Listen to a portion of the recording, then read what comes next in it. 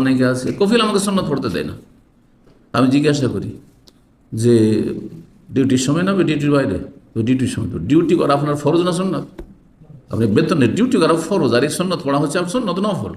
তাহলে আপনি কফিলের ক্যাশ থেকে কেন আপনি সময় নেবেন? আপনার ক্যাশ থেকে সময় নেন, তাহাজ্জুদ পড়েন। রাত্রে তো ডিউটি নেই, তাহাজ্জুদ পড়েন, তখন কেন উঠছেন না? তখন ফজরে ওঠা মুশকিল হয়ে যাচ্ছে আপনার। ফজর ওঠার মতো ইমান তৈরি হয় না, খোঁড়া ইমান। কেন? দেখেন, যখন কফিলের মালিকের ডিউটি করছেন, আপনার কাছে কোনো কর্মচারী ডিউটি করছে, সেই জায়গায় রাখেন যে আপনি ধরেন মালিক, দেশে আপনি মালিক আর আপনার কিছু কর্মচারী আছে, তখন আসল হচ্ছে আপনার ডিউটি করা ফরজ, ডিউটির সময়টাতে।